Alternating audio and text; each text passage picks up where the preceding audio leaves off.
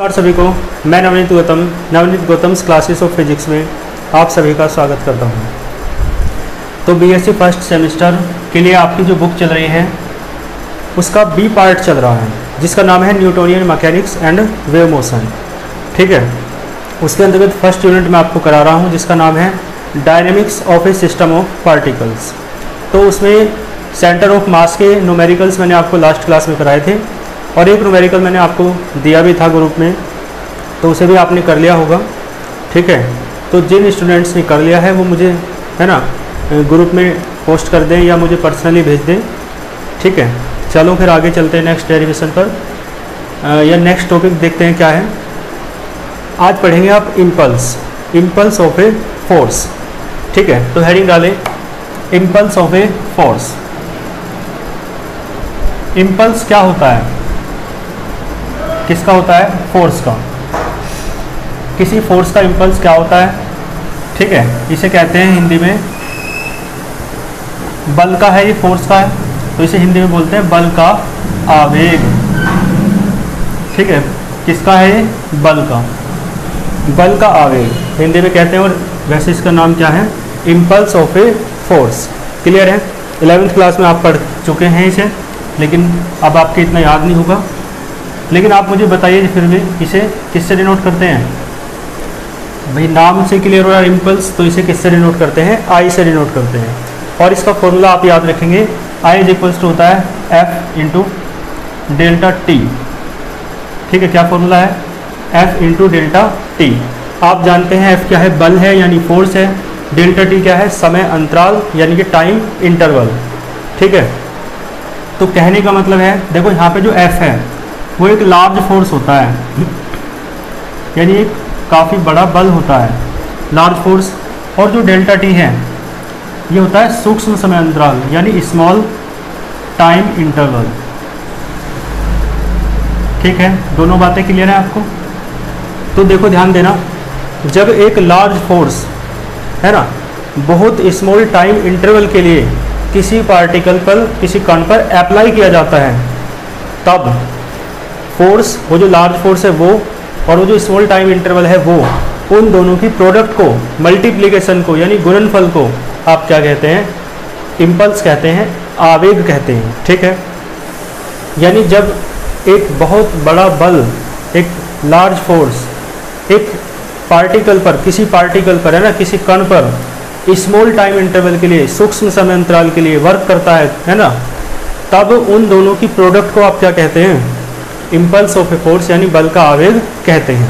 बात क्लियर है? चलो तो देखो इसकी लैंग्वेज लिख देते हैं, डेफिनेशन हो जाएगी इसकी। तो क्या कहेंगे? व्हेन,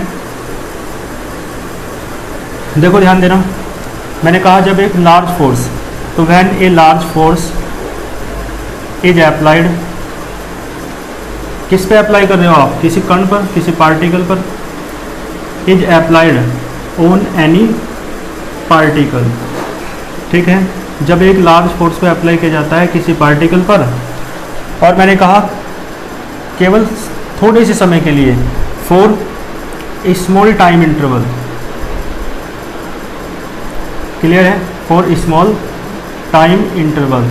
बताओ कोई दिक्कत हो तो तब उन दोनों की जो प्रोडक्ट है उसे क्या कहा जाता है? इम्पल्स कहा जाता है। तो देखो देन द प्रोडक्ट यानी गुणनफल, मल्टीप्लिकेशन, प्रोडक्ट ऑफ, है ना, दैट फोर्स, दैट है ना, ये फोर्स कैसा है? लार्ज फोर्स है ना, और ये कांस्टेंट फोर्स है। When a large constant force, ये फोर्स कैसा है? कांस्टेंट, यानी ये फोर्स ऐसा नहीं है कि जो बदलता जा रहा है ना, कैसा है? कांस्टेंट है। तो देखो then the product of that force या दैट लार्ज फोर्स एंड, और साथ में किसकी प्रोडक्ट है? Small time interval and small time interval. तो दोनों की जो प्रोडक्ट है, दोनों का जो गुणनफल है, उसे ही आप क्या कहते हैं? Is known as impulse of a force, बल का आवेग कहते हैं। क्लियर है? यहाँ तक आपको समझ में आ गया होगा। और नेक्स्ट लाइन से आप लिखेंगे it is denoted by capital I, capital I से डिनोट करते हैं। फिर आपको बताना पड़ेगा एफ क्या है, डेल्टा टी क्या है। तो नेक्स्ट लाइन से आप लिखेंगे if capital F be the और आप इस देखो एक बात और सुन लो, जो आई है ये वेक्टर क्वांटिटी है। कैसी क्वांटिटी है? वेक्टर। क्योंकि देखो फोर्स भी क्या कैसी क्वांटिटी है? वेक्टर। तो आई भी कैसी क्वांटिटी होगी? वेक्टर क्वांटिटी, यानी सदिश राशि है इम्पल्स जो है ना, आवेग भी। तो यहाँ पे वेक्टर लग जाएगा, यहाँ पे वेक्टर लग जाएगा, तो वेक्टर फॉर्म हो जाएगी। यहाँ तो वेक्टर भी लगेगा क्योंकि टाइम इंटरवल क्या है? अदिश राशि है, यानी क्या बोलते हैं? स्केलर क्वांटिटी है। तो आप लिखेंगे if vector F be the large constant force, है ना, applied on any particle for small time interval delta t, then impulse of a force। Next line में फॉर्मूला लिखेंगे और बॉक्स में बंद कर देंगे। ठीक है, बताओ देख करके अकॉर्डिंग टू फॉर्मूला इसकी यूनिट क्या हो जाएगी? यूनिट बताओ। देखो फोर्स की तो न्यूटन होती है और टाइम इंटरवल है तो टाइम की सेकंड होती है, ऐसा यूनिट है ना, तो इसकी यूनिट हो जाएगी न्यूटन सेकंड। ठीक है जी, क्या हो जाएगी? Newton second. कोई दिक्कत तो नहीं है? चलो, इम्पल्स ऑफ ए फोर्स क्या होता है मैंने आपको बता दिया है, आप इसे नोट कर सकते हैं। चलते हैं फिर आगे। ठीक है, चलो आगे हेडिंग डालो अब, इसके बाद उसे आप नोट कर लेंगे वीडियो को पॉज करके। बाकी पीडीएफ नोट्स आपको मिलते ही हैं व्हाट्सएप ग्रुप में। वीडियो के डिस्क्रिप्शन बॉक्स में व्हाट्सएप ग्रुप का लिंक है, आप वहाँ से ग्रुप में ज्वाइन हो सकते हैं। ठीक है, चलो, तो इम्पल्स समझ में आया आपको? बल का आवेग क्या होता है? नेक्स्ट हेडिंग डालो, रिलेशन बिटवीन। देखो किस किस के बीच रिलेशन करेंगे। एक तो इम्पल्स के बीच, इम्पल्स, ठीक है, रिलेशन बिटवीन इम्पल्स यानी capital I and linear momentum. Linear momentum क्या होता है? मैंने पढ़ाया था आपको, इसे बोलते हैं रेखीय संवेग यानी पी, स्मॉल पी। तो लीनियर मोमेंटम और इम्पल्स के बीच क्या रिलेशन है ये हमें देखना है। तो देखो ध्यान दो, आप एक बात जानते हैं, फॉर्मूला जानते हैं, आप लिखना वी नो दैट न्यूटन का सेकंड लॉ पता है आपको? न्यूटन का सेकंड लॉ के दो फॉर्मूला हैं आपको पता है। तो लास्ट में आया था जो F is equals to M A, है ना। देखो पढ़ने का तभी बहुत अच्छे से फ़ायदा है और तभी आपको खुशी भी मिलती है, एक आत्मिक प्रसन्नता आपको मिलती है यदि आपके पीछे की जो मैंने पढ़ाया है या जो किसी टीचर ने पढ़ाया है वो आपके क्लियर होता है, वो आप बता सकते हो, तो आपको अलग ही कॉन्फिडेंस होता है जब आप क्लास अटेंड करते हैं, क्लास में बैठते हैं ना। तो मैं आपसे पूछना चाह रहा हूँ, न्यूटन के जो लॉ हैं तो उसमें सेकंड लॉ के दो फॉर्मूले हैं। एक तो लास्ट वाला है F is equals to M में, लेकिन जहाँ से शुरुआत करते हैं वो फॉर्मूला क्या है? आप अपने मन में इस बात का उत्तर दीजिए, क्या होता है? ठीक है, आप अच्छे से तैयारी कर रहे हैं तो आपको उत्तर मिल गया होगा। dp अपॉन dt क्या होता है? डायरेक्टली प्रोपोर्शनल होता है f के। क्लियर है? और फिर इसे हटाते हैं प्रोपोर्शनलिटी साइन को तो एक कांस्टेंट आ जाता है k, और k की जगह क्या रख देते हैं? 1 रख देते हैं। वहाँ उसमें आपने 1 बाद में रखा हुआ, लेकिन आप इसे हटाएंगे तो k की जगह 1 चाहे शुरुआत में रख लो, तो dp अपॉन dt क्या आ जाएगा? किसके बराबर आ जाएगा? f के बराबर आ जाएगा ना। तो देखो ये क्या है? ये क्या है? चेंज। d का मीन्स क्या होता है? चेंज, और p का मीन्स क्या होता है? लीनियर मोमेंटम, यानी चेंज इन लीनियर मोमेंटम। और अपॉन में dt आ जाए तो मैंने बताया था रेट हो जाता है, टाइम रेट है ना।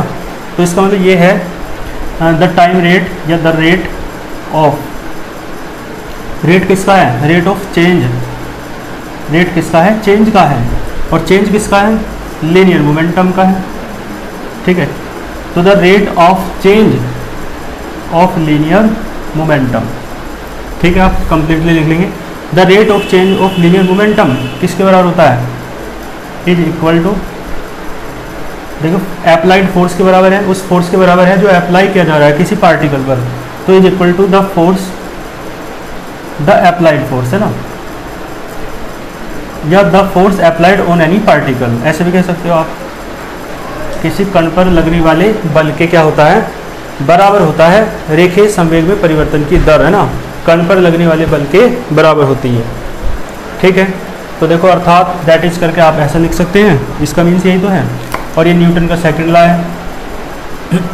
अब आप एक बताओ, हमें डेरिवेशन करना है आई और पी के बीच रिलेशन। तो पी तो आ रहा है, आई लाना है। आप एक बताओ पी इज इक्वल्स टू क्या होता है? पी इज इक्वल्स टू क्या होता है? एम बी होता है। ठीक है, देखो आई कैसा आएगा, आप एक बार बताओ। आई जो मैंने बताया है आपको, एफ इंटू डेल्टा टी होता है, तो एफ की मल्टीप्लाई में क्या होना चाहिए, डेल्टा टी, लेकिन यहाँ पे डी टी है, तो एक काम करो डी टी को इस साइड ले जाओ, तो ये हो जाएगा डी पी बराबर हो जाएगा F into D T. Clear है। अब देखो ये स्मॉल के लिए डी आता है, और जो कंप्लीट चेंज यदि आपको निकालना है, तो आपको कंप्लीट चेंज निकालना है तो डेल्टा आना पड़ेगा ना। तो देखो स्मॉल के लिए करते हैं, है ना, गोस थ्योरम के जो आपने डेरिवेशन किए थे उसमें था ऐसा 12th क्लास में। क्या करते थे, कम स्मॉल के लिए निकालते थे इलेक्ट्रिक फ्लक्स वहाँ पे, और कंप्लीट के लिए निकालना चाहते थे तो क्या कर देते थे, इंटीग्रेशन कर देते थे। तो जो इंटीग्रेशन क्या है, वो स्मॉल के लिए निकाल के आप इंटीग्रेशन कर दो किसी फिजिकल क्वांटिटी का, तो कंप्लीट के लिए आ जाती है ना। तो देखो एक बात सुनो, मान लो चेंज हो रहा है इम्पल्स में, ठीक है, मान लो P1 से कहाँ तक हो रहा है भाई, इनिशियल जो इम्पल्स में नहीं, लीनियर मोमेंटम में चेंज हो रहा है।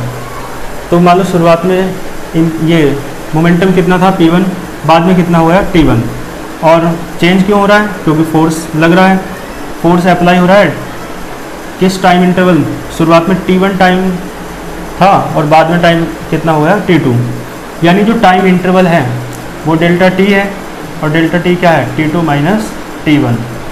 और देखो जो चेंज है किसमें, P में, लीनियर मोमेंटम में, वो क्या हो जाएगा, बाद वाले में से पहले वाला घटा देते हैं ना, P2 माइनस P1, ठीक है। तो देखो फोर्स वर्क कर रहा है, मैंने बताया था इम्पल्स लाना है आपको, और मैंने बताया था जब एक लार्ज फोर्स, अभी बताया था ना डेफिनेशन में, जब एक लार्ज फोर्स बहुत छोटे से टाइम इंटरवल के लिए किसी पार्टिकल पर अप्लाई होता है, अप्लाई किया जाता है फोर्स, तो तब उन दोनों की प्रोडक्ट को क्या कहते हैं, इम्पल्स कहते हैं। तो देखो देन, तो मैं ये कहना चाह रहा हूँ, if force capital F is applied, है ना, ऑन एनी पार्टिकल, किसी कण पर, और from T1 to T2 time, T1 से लेकर T2 टाइम तक, यानी कहने का अर्थ ये है कि डेल्टा टी टाइम इंटरवल में फोर्स वर्क कर रहा है किसी पार्टिकल पर, है ना, कितने टाइम इंटरवल में, डेल्टा टी टाइम इंटरवल में। तो देखो डेल्टा टी टाइम इंटरवल में आपको चेंज निकालना है, चेंज कंप्लीट ही तो स्मॉल के लिए था, तो क्या करेंगे, इंटीग्रेशन करना पड़ेगा दोनों तरफ। और आपको बताया जो डी के साथ रहता है लिमिट उसी की ले जाती है, तो पहले जो यहाँ पे लिमिट ले जाएगी लीनियर मोमेंटम की, तो पहले लीनियर मोमेंटम P1 था, अब कितना हो गया, P2 हो गया। ऐसे यहाँ पे टी की लिमिट लोगे, पहले टाइम कितना था T1, अब कितना हो गया टाइम T2। और आपको पता है ये डिफरेंशियल है, ये इंटीग्रल है ना, डिफरेंशियल इंटीग्रल से कट जाता है। देखो यहाँ देख लो, तो ये क्या बचेगा, P बचेगा, और इसकी लिमिट है P1 टू P2, और बराबर में तो ये T1 to T2 F into ये क्या है dt।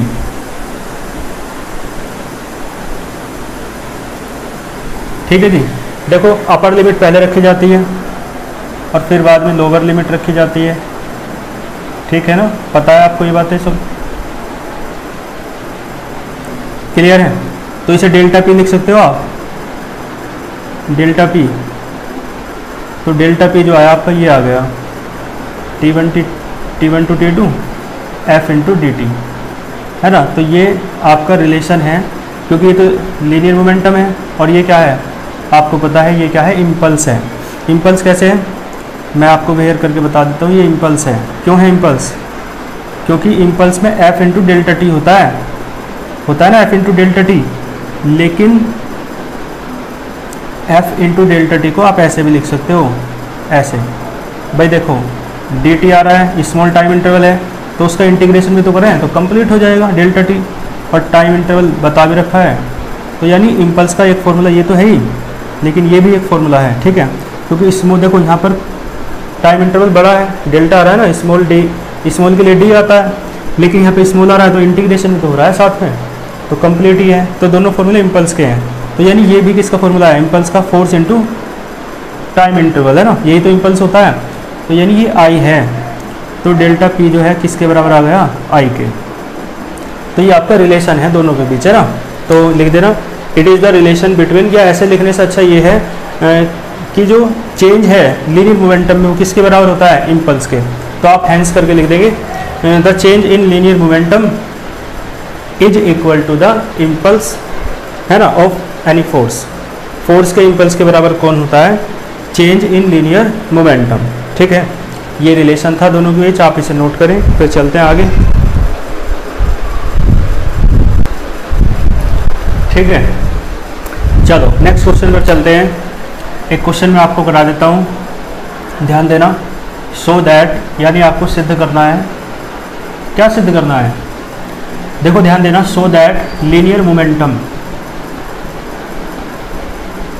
ठीक है, लीनियर मोमेंटम जो है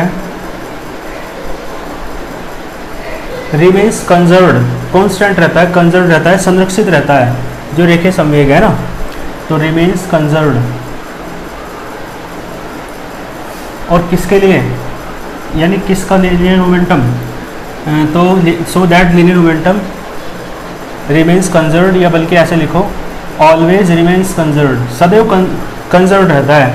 always remains conserved during the collision. मैंने देखो आपको याद होगा जब मैंने आपको कराया था law of conservation of linear momentum, रेखीय संवेग संरक्षण का नियम, तो तब मैंने आपसे बताया था, इसके दो एग्जाम्पल दिए थे कि किस, यानी कब कब लीनियर मोमेंटम जो है कंजर्व्ड रहता है, कांस्टेंट रहता है। तो एक एग्जाम्पल था कोलिजन बिटवीन टू बॉडीज़, और एक एग्जाम्पल था, यानी दो, पहला एग्जाम्पल क्या था, कोलिजन बिटवीन टू बॉडीज, यानी दो पिंडों के बीच, दो कणों के बीच टक्कर, या संघट्ट कहते हैं हिंदी में। और दूसरा एग्जाम्पल था फायरिंग फ्रॉम ए बुलेट, या फ्रॉम नहीं आएगा, ऑफ आएगा, firing of A bullet from a gun, किसी बंदूक से गोली का जो निकलना है, वो भी किसका एग्जाम्पल होता है, law of conservation of linear momentum, रेखीय संवेग संरक्षण के नियम का। तो मैंने बताया था फिर वहाँ पे आपसे कि जब दो बॉडी आपस में टकराती हैं, कोलिजन होता है दो बॉडी का, तो लीनियर मोमेंटम कंजर्व्ड रहता है, कांस्टेंट रहता है। तो कैसे रहता है मैंने कहा था आपसे आगे बताएंगे। तो ये वही क्वेश्चन है, दो बॉडी हैं आपस में क्या कर रही है, कोलिजन कर रही हैं, टकरा रही हैं, तो उनका लीनियर मोमेंटम कंजर्व्ड रहेगा, कांस्टेंट रहेगा, ये बात आपको प्रूफ करके बतानी है। ठीक है, चलो। तो so that linear momentum always remains conserved during the collision, है ना, ड्यूरिंग द कोलिजन। कोलिजन को कहते हैं टक्कर या संघट्ट।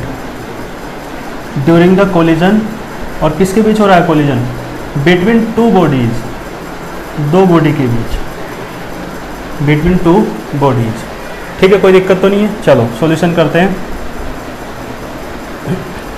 इसमें आप हेडिंग भी लिख सकते हो, लिखना चाहो तो, conservation of linear momentum during collision, है ना, कंजर्वेशन, क्योंकि आप कंजर्वेशन कर रहे हैं ना, संरक्षण कर रहे हैं, conservation of linear momentum during collision, है ना, टक्कर के दौरान, कोलिजन के दौरान। और कोलिजन किसका है, कोलिजन ऑफ टू बॉडीज, या बिटवीन लगा लो, बिटवीन टू बॉडीज। ठीक है, चलो। तो ये आपका क्या है, हेडिंग है ना, हेडिंग भी लिख सकते हो आप, और क्वेश्चन तो है ही। तो देखो ध्यान देना, दो बॉडी हैं, दोनों टकराएंगी, है, मान लो एक है ना ऐसे आके टकराई, तो टकराएंगी तो मिलेंगी ना, कांटेक्ट होगा। तो देखो ये वाली बॉडी इस पर फोर्स लगाएगी, ये वाली इस पर लगाएगी, क्लियर है। तो ये वाली इस पर लगाएगी तो बाहर की ओर, ठीक है, और ये वाली इस पर लगाएगी, इस तरफ हो जाएगा। तो मान लो ये पहली बॉडी है जिसका मास m1 है, ये दूसरी बॉडी है जिसका मास m2 है। तो ये भी बताओ पहली बॉडी पर जो फोर्स लगेगा दूसरे के द्वारा वो F12 होगा या नहीं। मैंने बताया था 1 पहले आ रहा है तो 1 बॉडी पर लग रहा है, 2 बाद में आ रहा है तो उसके द्वारा लग रहा है, तो जिस पर फोर्स लगता है वो पहले लिखा जाता है, जिसके द्वारा लगता है वो बाद में लिखा जाता है। F12 क्या है, F12 be the force on first body by second body, और इसी प्रकार F21 be the force on second body by first body.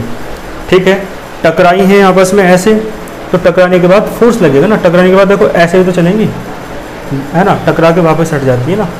तो टकराने से पहले देखो जब टकराएंगी तो ये वाली बॉडी इस पर फोर्स लगा रही है, ये वाली इस पर लगा रही है, ठीक है ना। चलो तो बस यही सब बातें आपको लिखनी है। लेट अस कंसीडर, मान के चलना है, two bodies of masses m1 and m2, है ना, कोलाइड टू ईच अदर, एक दूसरे से टकराती हैं, collide to each other, clear है। और फिर आप क्या कह सकते हो, ये कह दो ड्यूरिंग द कोलिजन, कोलिजन के दौरान, they apply the same but opposite forces to each other.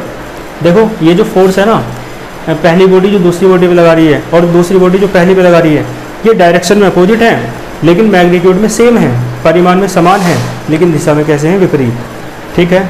और यही बात कहता है न्यूटन का थर्ड लॉ, यानी during the collision between two bodies Newton's third law, है ना, इज फॉलोड, फॉलो किया जाता है। तो न्यूटन के तीसरे नियम का पालन होता है कोलिजन में भी, ठीक है। तो मैं ये कहना चाह रहा था, ये दोनों फोर्स जो है मैग्नीट्यूड में कैसे हैं, सेम है, लेकिन डायरेक्शन में कैसे हैं, अपोजिट हैं, ठीक है। तो आपको ये लिखना है during the collision there works, language तो कुछ भी हो सकती है लेकिन बातें आपको लिखनी है, बाकी लैंग्वेज तो मैं लिख ही दूंगा PDF नोट्स में। तो during the collision there works force, है ना, या there works forces vector F1 and vector F2, दो फोर्सेस लगते हैं which are opposite in direction and same in magnitude, दोनों फोर्स डायरेक्शन में सेम है और मैग्नीट्यूड में अपोजिट हैं। तो कहने का मतलब है ये बात है न्यूटन के थर्ड लॉ की जो यहाँ पे फॉलो हो रही है, तो that is Newton's third law, जिसे आप एक्शन रिएक्शन लॉ कहते हो। यानी यहाँ पर वेक्टर F12 किसके बराबर है, minus of vector F21, Newton का थर्ड लॉ का एक्सप्रेशन यही तो है, ठीक है ना, यही तो है भाई। माइनस क्यों आ रहा है, क्योंकि डायरेक्शन अपोजिट है, और बराबर क्यों आ रहा है, क्योंकि मैग्नीट्यूड सेम है, ठीक है ना। चलो अब हमें सिद्ध करना है कि लीनियर मोमेंटम जो है ना इन दोनों बॉडी का, वो कैसे रहता है, कांस्टेंट रहता है। यानी दो बॉडी के सिस्टम का जो लीनियर मोमेंटम है वो हमेशा कैसे रहेगा, कंजर्व्ड रहेगा, यानी कांस्टेंट रहेगा, यानी संरक्षित रहेगा, ठीक है। चलो तो एक काम करते हैं, यहाँ से सिद्ध करेंगे। तो इसमें फॉर्मूले की हेल्प लेंगे, जो अभी आपने फॉर्मूला प्रूफ किया है, इससे पहले आपने फॉर्मूला प्रूफ किया है, ये I इज इक्वल्स टू, वो डेल्टा P किसके बराबर था, I के बराबर आया ना। और I क्या है आप तो जानते ही हो, I मैंने लिखवाया इस तरीके से होता है वेक्टर F और dt, है ना। I को आप ये भी लिख सकते हो वेक्टर F डेल्टा T, ठीक है ना, ये भी तो लिख सकते हो, क्लियर है। तो ये फॉर्मूला यूज़ करेंगे, यानी ये वाला यूज़ कर लो इन दोनों को लेके, है ना। तो डेल्टा P क्या है, तो देन ये है delta P change in linear momentum, तो then change in linear momentum, है ना। और फॉर फर्स्ट बॉडी, पहले फर्स्ट बॉडी के लिए कर लेते हैं। देखो ध्यान देना, change in linear momentum for first body, तो देखियो अब क्या आएगा, डेल्टा P1 आ जाएगा, पहली बॉडी के लिए कर रहे हैं, और वो किसके बराबर है, डेल्टा P बराबर होता है I के, और I होता है ये, यानी F इंटू डेल्टा T। लेकिन फर्स्ट बॉडी पर जो फोर्स लग रहा है वो है F12, तो यहाँ क्या आएगा F12, और वेक्टर फॉर्म में आप लेना चाहते हो तो वेक्टर फॉर्म में ले लो, ठीक है जी। तो वेक्टर फॉर्म में ले या ना ले लो, है ना, क्लियर है। इक्वेशन फर्स्ट, बताओ कोई दिक्कत हो तो। इसी प्रकार सिमिलरली करो, सिमिलरली आप देखकर निकालो चेंज दूसरी बॉडी के लिए, बिल्कुल ऐसी है ना, चेंज इन लीनियर मोमेंटम, और किसके लिए, फॉर सेकंड बॉडी। देखो सेकंड बॉडी के लिए बताओ, बिल्कुल इसी प्रकार डेल्टा P2 आ जाएगा, ये किसके बराबर होता है, देखो दूसरी बॉडी पर जो फोर्स लग रहा है वो F21 है भाई, दूसरी पर लग रहा है 2 पहले आ रहा है, पहली के द्वारा लग रहा है, और इनटू में क्या है डेल्टा T, टाइम इंटरवल दोनों के लिए कैसा है, सेम, क्लियर है यहाँ तक। इसे मत डालो इक्वेशन 2, एक काम करेंगे, इक्वेशन 1 तो वो हो गई ना, 2 तो ये हो जाएगी फिर, तो सेकंड ये है। और देखो एक काम करेंगे, फर्स्ट से आप F21 की वैल्यू रख दो, F21 की वैल्यू क्या है बोलो, तो डेल्टा P2 बराबर F21 की वैल्यू रख दो फर्स्ट से, क्या आ जाएगी, माइनस के F12, ये तो आ जाएगी, और इंटू डेल्टा टी। तो आप एक काम कर लो, माइनस इधर ले जाओ, तो माइनस के डेल्टा P2, डेल्टा है ना वेक्टर P2, और माइनस इधर आ गया तो क्या बचा, वेक्टर F12 और डेल्टा T। Equation third. तो आप देख के बताओ, इक्वेशन सेकंड में और इक्वेशन थर्ड दोनों बराबर है ना, तो ये दोनों बराबर हैं, है ना, ये दोनों बराबर हैं, ये दोनों बराबर हैं, ये दोनों बराबर हैं, तो ये दोनों भी क्या हुए, बराबर हुए नहीं। ठीक है, तो from first and second, first and second नहीं, फर्स्ट तो अलग है, सेकंड एंड थर्ड, सेकंड और थर्ड से ये दोनों कैसे हो जाएंगे, बराबर हो जाएंगे। तो from equation second and third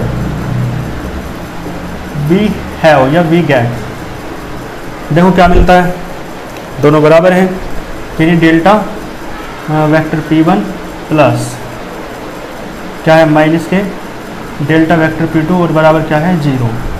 दोनों को बराबर रखना है, पर बराबर रखना है ना दोनों को, यहाँ प्लस नहीं आएगा, क्या आएगा, बराबर का निशान। इसे इधर ले जाओ तो डेल्टा वेक्टर P1 और ये इधर आएगा तो प्लस हो जाएगा, डेल्टा वेक्टर P2 बराबर 0। डेल्टा कॉमन ले लो, vector P1 plus vector P2 बराबर 0। देखो P1 plus P2 total linear momentum, कुल रेखीय संवेग, जिसे आप डेल्टा वेक्टर P लिख सकते हो। ठीक है, तो देखो डेल्टा का मीन से चेंज लीनियर मोमेंटम में कैसा है, 0 है। चेंज लीनियर मोमेंटम में 0 पता है क्यों आ रहा है, क्योंकि लीनियर मोमेंटम जितना पहले था उतना ही अब है। मान लो पहले 50 था, अब भी 50 है, तो चेंज कितना आएगा, 0। तो इसका मतलब है चेंज 0 आ रहा है, तो इसका मतलब है लीनियर मोमेंटम में कोई चेंज नहीं हुआ है, यानी कांस्टेंट है लीनियर मोमेंटम, पहले जितना था उतना ही अब है। तो यहाँ से एक निष्कर्ष निकला कि डेल्टा P तभी 0 हो सकता है जब वेक्टर P कैसा हो, बोलो, कांस्टेंट हो। जब वेक्टर P कैसा हो, कांस्टेंट हो। और देखो सो दैट हमें यही सिद्ध करना था कि लीनियर मोमेंटम जो है ऑलवेज, हमेशा रिमेन्स माने रहता है, कैसा रहता है, कंजर्व्ड रहता है, कंजर्व्ड यानी कांस्टेंट रहता है। तो सिद्ध हो तो गया, लेकिन किसके लिए, during the collision between two bodies, दो बॉडीज की जो टक्कर हो रही है उसके लिए, तो उसके लिए सिद्ध करके दिखा दिया आपने, है ना। तो आपका डेरिवेशन प्रूफ हो गया है, हेंस प्रूव। ठीक है जी, कोई दिक्कत हो तो बताओ। ये आपका डेरिवेशन कंप्लीट हुआ, कर लेंगे ना यहाँ तक बहुत अच्छे से। तो आज की क्लास में जो टॉपिक मैंने आपको कराए हैं, बहुत अच्छे से सुंदर से नोट्स बनाना, बिल्कुल अपनी ही तरह, और साथ में साथ लर्न करते चलो। ये बात तो मैं आपसे हमेशा कहता हूँ, है ना। और पढ़ते रहिए अच्छे से, खुश रहिए। मिलते हैं फिर नेक्स्ट वीडियो में। All the very best.